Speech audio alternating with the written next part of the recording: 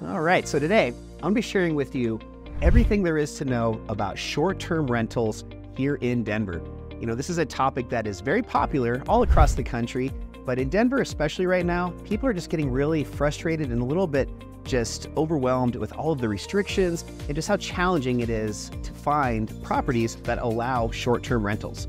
So today I'm going to go through a lot of stuff for you in depth, including some of these regulations, what certain things you need to really keep an eye on if you're starting to look for properties in any area that might qualify for short-term rentals. And then stay tuned, because at the end, I'm going to share with you some of the areas right now in Denver and the surrounding area that allow short-term rentals, or at least are some of the more favorable areas for less restrictions and just more likely to allow a short-term rental wherever you are considering buying a home. So I'm going to go through all of that in great depth, but before I do, as always, my name is Adam. I'm a licensed realtor here in Denver, Colorado. Love making videos just like this one you're about to watch, but I really just enjoy connecting with viewers like yourselves and finding out a few different ways that I might be able to provide some value, whether you're seriously looking for a house or maybe you're just considering moving here to Denver. Regardless of wherever you are on that journey, I would love to connect. So again, my phone number, my email, all that info is down below. And don't forget, make sure you hit that like and the subscribe button. Release new videos like this every single week. So let's go ahead and get started. So right now I'm in a 2-bedroom, 2-bath listing that I have in Greenwood Village. It's in the Denver Tech Center, a little bit south of downtown. And this is one of the few areas that do allow short-term rentals within this association. So I'm going to take you on a quick tour and just show you what this place looks like, just to give you a feel. And then after that, I'm going to just go through a bunch of different details and different rules, regulations, all sorts of stuff, just to help you better understand short-term rentals and if that might be something you want to consider down the road.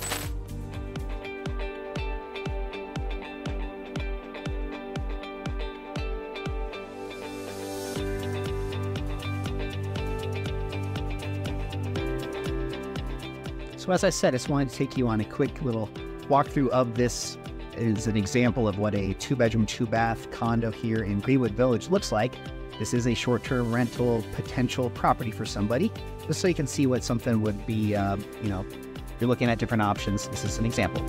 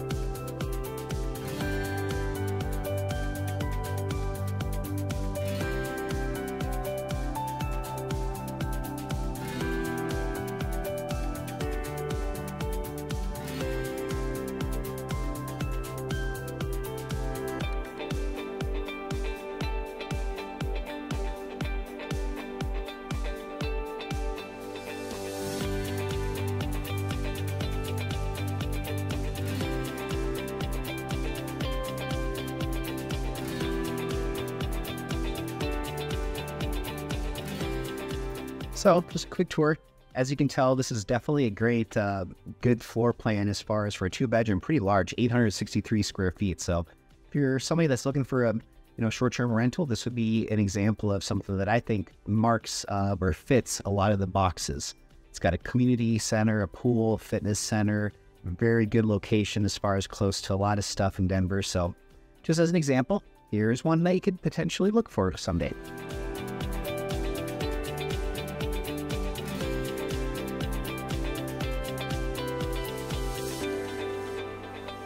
All right, now let's get back to the rest of the video.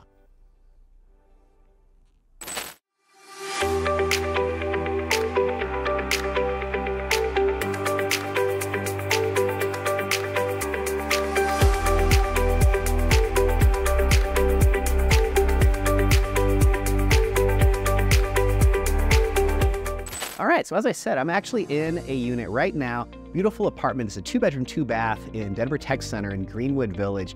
And this is one of the few areas that does allow short-term rentals within this association that I'm in right now. One of the things that I want to start off by saying is this is definitely something that is constantly changing.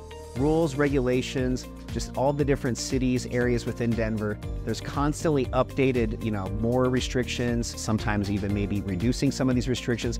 So I just wanted to start off this video by just letting you guys know, regardless of whatever info I'm sharing with you today, it could change. So just make sure you're doing your own homework And I will share some resources on this video about where you can do so if you want to explore specific areas and learn a little bit more about what may or may not be allowed. The actual city of Denver is actually one of the most restrictive when it comes to short-term rentals. And one of the restrictions they have is you do need to have whatever you are renting being your primary residence. So this is something that can be quite a challenge, especially if you're trying to build up a portfolio of properties for short-term rentals. So the city itself of Denver is very challenging. However, there are several areas around Denver that are a lot more lax, and those are the ones I'm going to share with you towards the end of the video. So make sure you stick around for that. But when it comes to restrictions, the biggest thing is just doing your homework when you're starting to look for properties and understanding that no matter where you look, if it's going to be a single family home, a apartment, or a townhome, any of those three, most likely there's going to be either an HOA, a homeowner association, or at the least, there will be some form of covenants, some sort of rules and regulations that subdivision has. So as a realtor, one of the first things I always do if I have clients looking for short-term rental possibilities is I make sure and I get that information.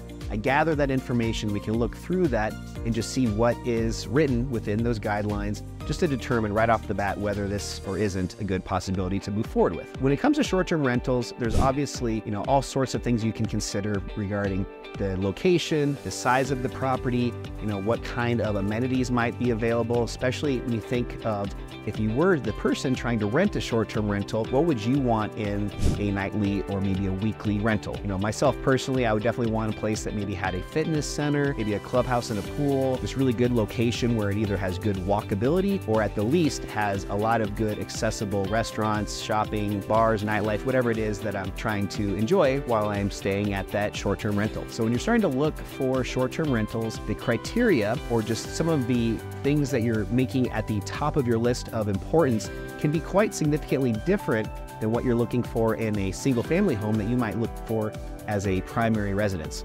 So with short-term rentals, you need to really be smart and just strategic about thinking about it from the perspective of the person renting the property. The other thing that I think is very important is to just think of what's called value add, meaning what can you have in your short-term rental that might stand out among the others. So when people are looking at the options that are available, what makes yours just a little bit more unique, stand out a little bit more among the others?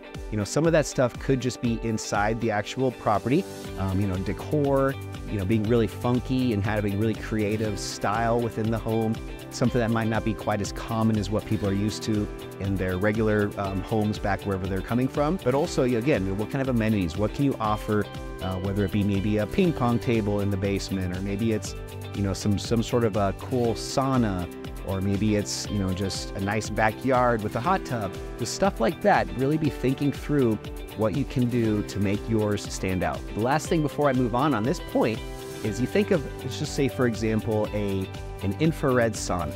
You can buy those nowadays for $1,500. Obviously, they go up significantly above that, but for a nice, decent starter infrared sauna that is a pretty small footprint, meaning that you can put it even within your house somewhere, buy that for $1,500.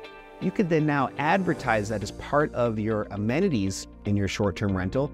And by having that amenity, you might be able to justify another $50 to $75 a night of rent. And by doing that, think about that. Just within a week or a couple weeks, you've already paid for that amenity. And now you have this sauna that's completely paid for, more value add for your unit to make it stand out among the others, and everything from that point forward, that extra $50 to $75 a night, that's just profit. That's just additional revenue you're pulling in from your short-term rental. So without going down too big of a rabbit hole, I just wanted to make a point that you really have to be creative and strategic and just think outside the box when it comes to short-term rentals and how to maximize what you can charge on a nightly or on a weekly basis. Now, a minute ago, I talked about how Denver is very, very restrictive on short-term rentals. One area in Denver that is much more lax and is definitely worth keeping in mind is unincorporated Jefferson County. I actually did a separate video a couple weeks back on unincorporated Jefferson County, and it's just basically an area that has a lot less zoning restrictions. There's just a lot more flexibility when it comes to what you want to do with your property.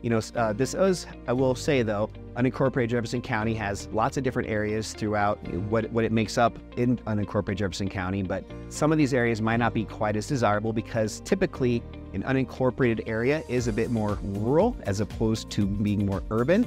So some of these things I said as far as like walkability in close proximity to restaurants, bars, nightlife, whatever it is people might be coming and staying at your place for. With a more rural area, that might be a little bit of a negative to some people if you do live in an area that you really want to maximize, some of these amenities or some of these benefits of where your specific place is located. So keep that in mind, but unincorporated Jefferson County is a great place to start looking. Now, about 10, 15 years ago, when the short-term rental market really took off, it was gangbusters. It was crazy. People were just realizing the huge potential that short-term rentals had. People were coming in and investors were buying multiple properties within certain areas. And this really made some different areas, some different cities quite kind of disgruntled, just because all of their neighbors and just different homes in the areas were turning into these nightly and weekly rentals. And for some, people that live next door to those types of properties, sometimes it's not the most ideal. So a lot of these areas actually put moratoriums on the different cities and areas. So there are some places, like I said, Denver is one, that just have what's called a moratorium. And a moratorium is basically just a restriction where they're saying, they're done, no more. We're not gonna allow any more of something. And in this case, we're not gonna allow any more short-term rentals. So definitely keep an eye on different areas when you're looking and just understanding what that word moratorium is. More recently, I haven't heard that too big in the news, but about 5 years ago, that was really, after that 10, 15 years ago, when it really started getting crazy busy and everybody started doing this, I'd say about 5 years ago is when a lot of those moratoriums went into place, which started to really make it a lot more difficult for investors, or even just people that just wanted to maybe just buy one short-term rental, made it a lot more challenging for them to find properties that qualified. Now, I talked earlier about this as well, but just talking through again the desirability of the property and just what you really need to look for when searching for a short-term rental, I want to share a couple things that I think need to be at top of the list. The first is going to be property type. So again, you've got 3 different types. You've got single-family homes, apartments, and townhomes. I personally think that single-family homes are, if possible, if you can find one, those are the best. And one of the reasons for that is when you have a short-term rental, sometimes some of the people that are renting it could be a little bit noisy and loud, and you just want to avoid any disturbances from the neighbors that might be, tenants or permanent residents around you. With a townhome, it's an attached wall with the next door neighbor, or with an apartment where you might have people above you, below you, all around you. With both of those two scenarios, you have a little bit more challenges.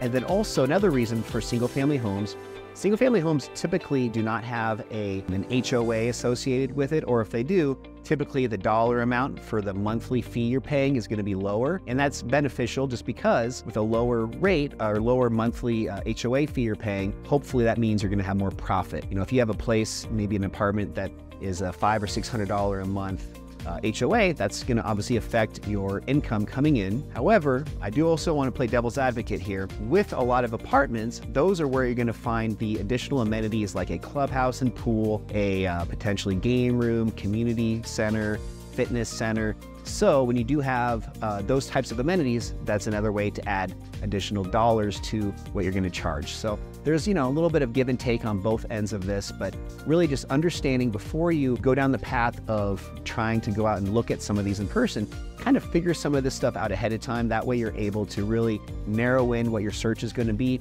and just be laser focused on what your criteria is so you can find that perfect property. Before I share with you 5 of the areas that I think are great possibilities to keep your eye on for short-term rental opportunities, I do want to share with you kind of my strategy as far as what 3 steps you need to take if you're ready to move forward and look for a short-term rental in a specific area. So number 1 is just, again, researching the local laws and regulations. So really understanding where you can or where you may not be able to have a short-term rental. Just starting off from that 10,000-foot view and understanding, where you need to start your search, and just make sure you're not wasting your time looking in areas that just aren't even going to be an option because they don't allow short-term rentals. And then number 2, you need to check any HOA rules. So any covenants, any restrictions. You're going to do that by, once you have a realtor and you find a property and you identify a property you want to maybe go in and do a showing and see it in person. If it looks interesting and you want to, get more info on it, the realtor is able to pull additional information either online or through the listing agent, the person selling the home, and they can acquire those HOA docs and then go a little bit more in depth on potentially, identifying in the HOA docs if it's allowed or not. This condo that I'm in right now, that's exactly what we did. We pulled out the HOA docs and we were able to identify that it said short-term rentals are allowed within the association. And then number three, once you've done number one, number two, the third and final thing is, this is more once you've actually purchased the property or at least gotten very close to purchasing, and that's going to be applying for any permits. As a short-term rental, they're going to require you to have additional licenses and permits to operate as a short-term rental. Every city is different, so just make sure you do your homework. I'm going to also share with you guys some additional resources in the show notes down below. All right, so you made it to the end of the video. Now I'm going to share with you those 5 areas that I think right now are great to consider for short-term rentals. I teased the first one earlier, which was unincorporated Jefferson County. And I think this is a great option, especially if you're looking for single-family homes. As I mentioned, the one negative to a lot of the areas within unincorporated Jefferson County is going to be it's more urban, so you're not going to have quite as good of a walkability, and for some potential renters, that might be a pretty big negative for them. So just make sure you're doing a little bit more homework and seeing the property in person just to understand what kind of driving distance or what kind of limitations there are with how rural that might be. The second place that I want to share is Lakewood. So Lakewood is one that I think is a great option for a few reasons. For one, Lakewood is very well situated directly between the mountains, so the I-70 corridor going up to the foothills, but also to downtown Denver. So it's about a 15-minute drive in either direction, going west to the mountains or going east downtown.